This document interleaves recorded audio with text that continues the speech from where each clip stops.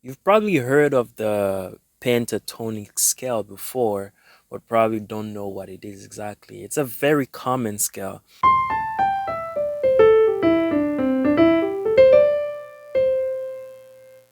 that we use all the time on the piano, in singing, on the guitar, in everything. It's probably one of the most common scale, I guess, after a major scale. So I'm gonna give you a demonstration from that song of Jonathan McReynolds, "Loving Me." It's a very simple lick, and then I'm gonna show you how to practice the pentatonic scale so that you can at least know the notes for it.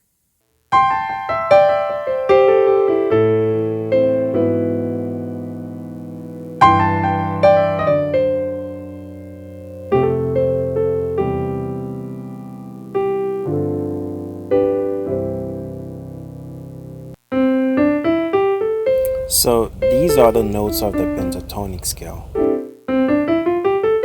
It's made out of the major scale. You basically play one, two, three. You skip the four. You play five, six, and you skip the seven. Pentatonic means five sounds. So our pentatonic scale has only five notes in it.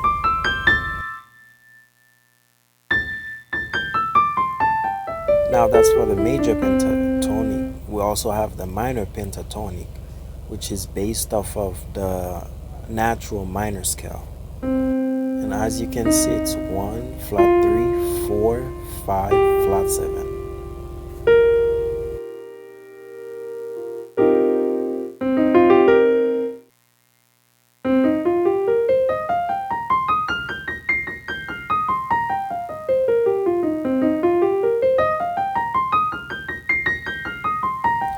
So that's what it sounds like. Now look, the same notes you have for the C minor pentatonic is the same notes you're gonna have for the E flat pentatonic, major pentatonic, because C is the relative minor for E flat. So what that means is the same notes you have for the C natural minor scale are the same notes that you're gonna have for the E flat major scale.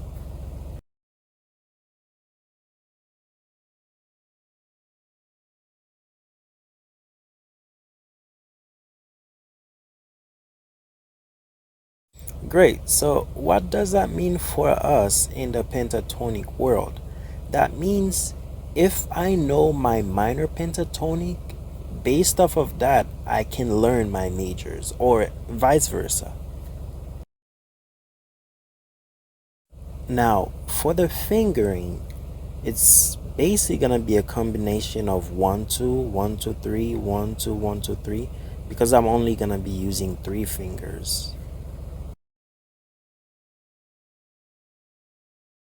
And it's gonna be basically the same idea for almost all of them. So what I'm gonna do, I'm gonna just play each of them on each key real quick.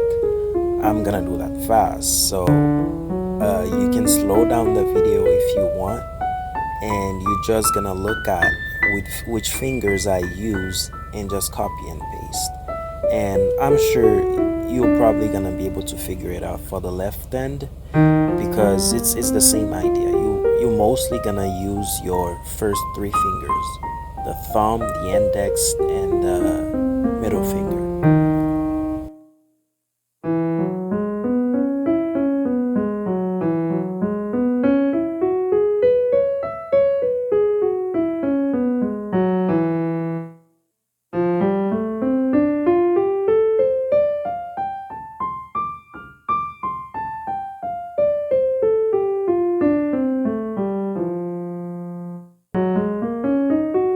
And also keep in mind that what I'm doing here is just providing you a cheat sheet for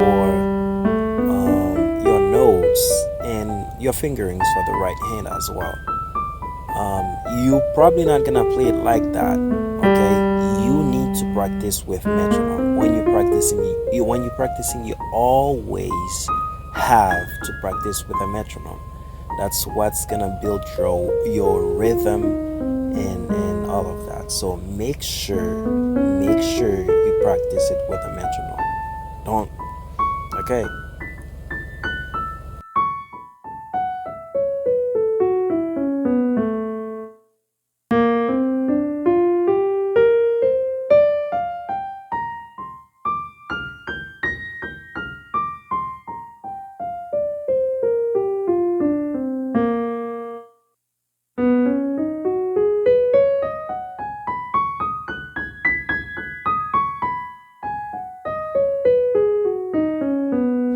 All right. So that was it for the major pentatonic. Now we're doing the minor pentatonic.